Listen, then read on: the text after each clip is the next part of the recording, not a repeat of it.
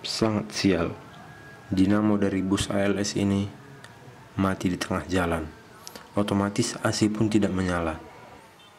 Ya, namanya juga bus tua, beginilah keadaannya.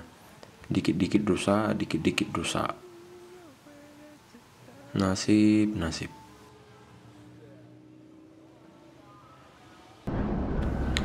Iya, halo, kembali lagi bersama saya Johannes Rubakti di sini di vlog mudik naik bus ALS 4 hari dari perjalanan Purwokerto menuju Medan. Ya, dimana ini adalah bagian ketiga, dimana di bagian sebelumnya itu mobil yang saya tumpangi ini mengalami kerusakan dinamo. Dan syukur setelah hampir sejam dalam perbaikan dinamo itu, akhirnya kita kembali melanjutkan perjalanan menuju Medan. Dan ini posisinya kita masih di Sumatera Barat, tepatnya di daerah Sungai Rumbai. Dan perjalanan ini dimulai kembali kira-kira tadi setelah azan maghrib, lanjut ke Medan dan provinsi selanjutnya yaitu Provinsi Riau. Untuk sampai ke Pekanbaru, ibu kota Riau, itu kira-kira menghabiskan waktu 1 malam. Masih ada hampir 2 hari untuk sampai ke Medan. Dan lagi-lagi saya tercengang melihat pom bensin di sini. Di pom bensin ini itu dipenuhi oleh orang-orang yang membawa jerigen lebih dari 5 dengan isi lebih dari 50 liter. Itu sekali mereka mengisi itu sampai ratusan liter. Jadi tidak heran jikalau di daerah ini sering bus tidak kebagian bahan bakar dikarenakan digunakan oleh pihak-pihak yang kurang bertanggung jawab. Dan yang kerennya lagi, bus yang saya tumpangi ini mengisi bahan bakar dengan jumlah yang luar biasa, yaitu jumlahnya mencapai 1.600.000 ALS bung.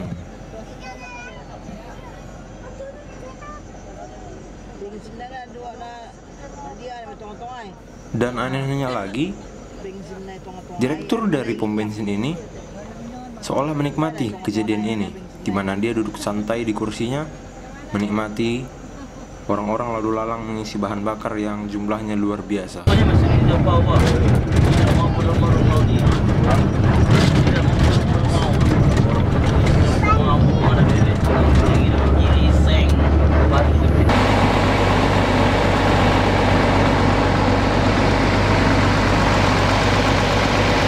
Akhirnya setelah 1 malam berlalu, sampailah kami di kota Pekanbaru, di loket bus ALS.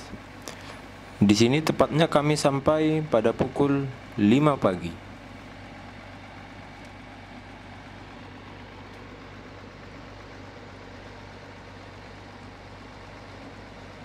Ketika berhenti di sini, bus ALS juga menurunkan beberapa barang muatan yang akan ditujukan kepada konsumen di kota Pekanbaru ini. Hingga mentari mulai bersinar, kami tak kunjung berangkat. Hal ini dikarenakan hari masih pagi, dan ketika masih pagi begini, sangat sedikit penumpang. Oleh karena itu, bus akan menunggu hingga kira-kira pukul 7 atau 8 agar nanti di perjalanan ada penumpang yang naik ke dalam bus.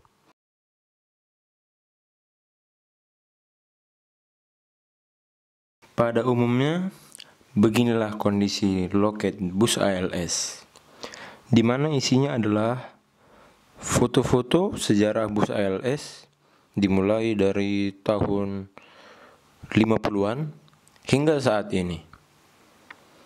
Ini dia sejarah bus legend.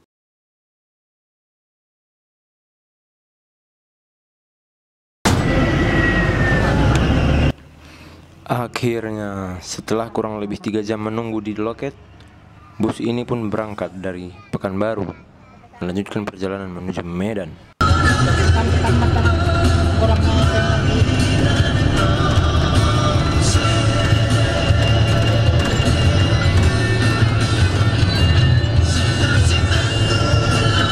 Beginilah kondisi jalur lintas di kota Pekanbaru.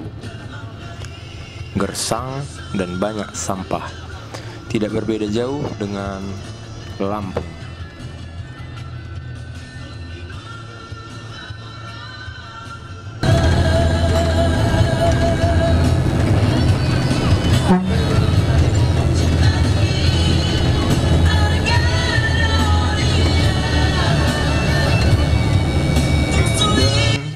Kembali ke basicnya, yaitu jalur lintas dipenuhi oleh pohon sawit. Sepanjang perjalanan, kiri kanan dipenuhi oleh pohon sawit.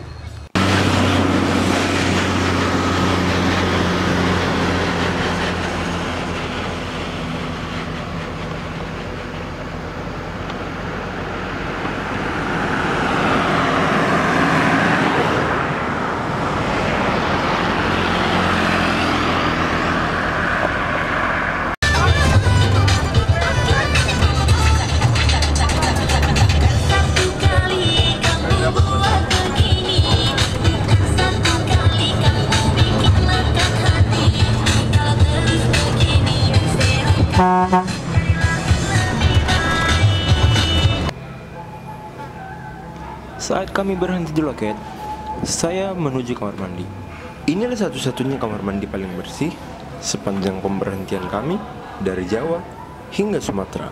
Sangat dirawat dan asri.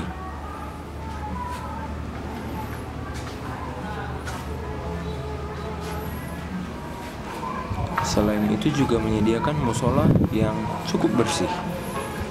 Ini berada di Dumai, Riau.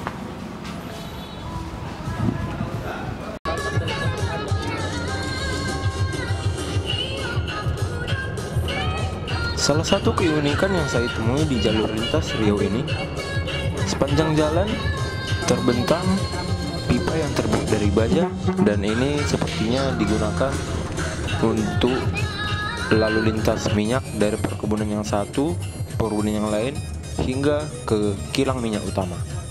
Pipa baja ini hampir berada di seluruh wilayah Riau dan panjangnya itu kira-kira ratusan kilometer.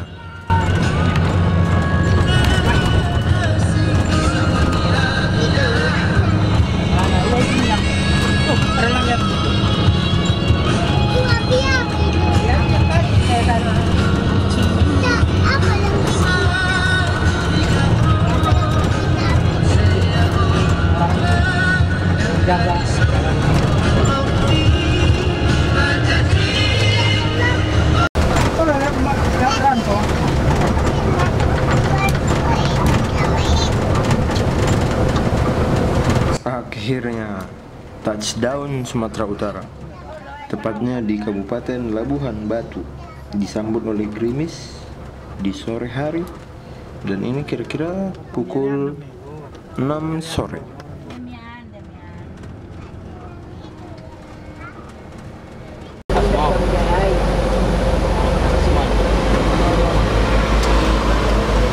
Dan sial pun kembali menimpa mobil ini. Lampu utama untuk menerangi jalan mati di tengah jalan.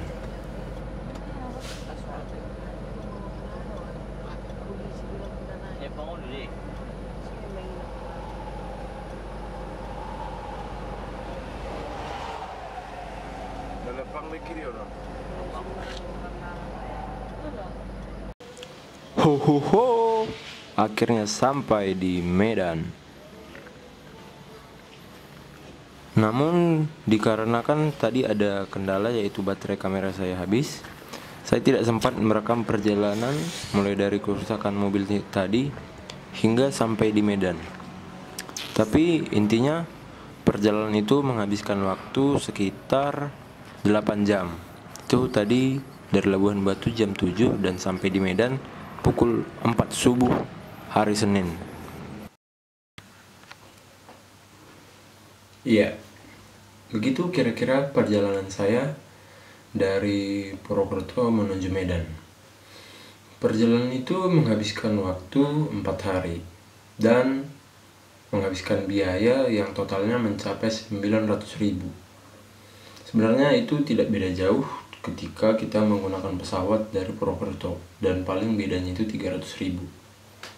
Tapi ya namanya juga kita mencari pengalaman begitu. Nah, dan selanjutnya selama saya menggunakan bis ALS ini banyak kejadian-kejadian aneh dan yang membuat tidak nyaman yang tidak saya rekam. Seperti suasana tempat makan dan kejadian-kejadian yang tidak terduga lainnya.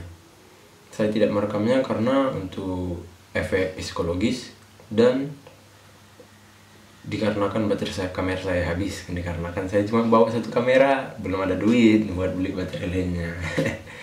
Dan contohnya adalah ketika kami mengalami pecah ban di daerah Riau.